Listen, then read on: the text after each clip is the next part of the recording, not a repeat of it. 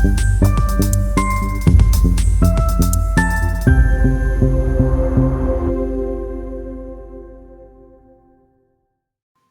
there! In this video, I'll show you how to add Schoology assignments, assessments, and discussion board to your course.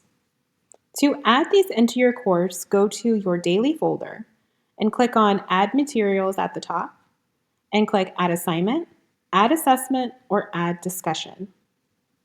Let's start with assignments. You can do so much with assignments. You can make it very simple for your students by adding some instructions, adding a YouTube video, and even a hyperlink. So let's see how we do this.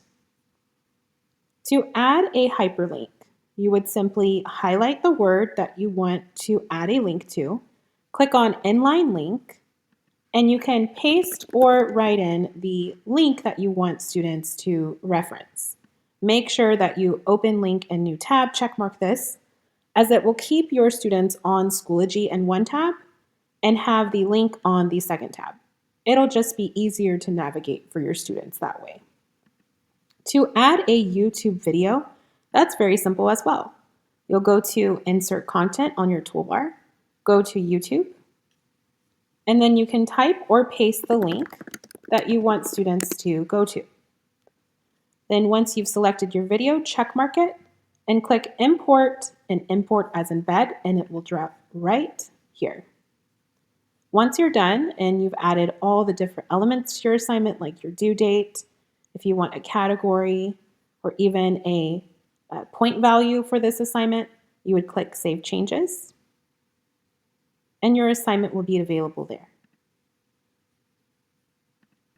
On the student side, it looks very similar to the teacher side, but I always recommend to add instructions for your students on how to complete this assignment. On the student side, they'll get the option to submit assignment. So feel free to use this verbiage here below. To complete this assignment, click the Submit Assignment on the right side of your screen. Click Create and write in the text box. Let's see what students will experience. They'll click Submit Assignment, click Create, and write in the text box. Another option that students have is the Immersive Reader option. What this does is it will translate your assignment instructions into students' native language. They can choose any language here below and translate the entire document and have it read to them. This is just another great option for your students to understand your assignment instructions. Back on the teacher side, you have other options as well. You also can bring in Google assignments or OneDrive assignments, or even drop assignments that are on your computer. If you decide to use a Google Slide or Google Doc from your Google Drive, know that it will create a copy for each of your students in the class. So they won't write over your version, but instead get their own. However, I do know that some districts do not allow sharing of documents with students. So check with your IT technology department to see if sharing from your Google Drive or OneDrive is allowed for your program. Now that your students have practiced their writing, let's give them some speaking practice as well. In this assignment, you'll have students practice what they would say about technology in a conversation.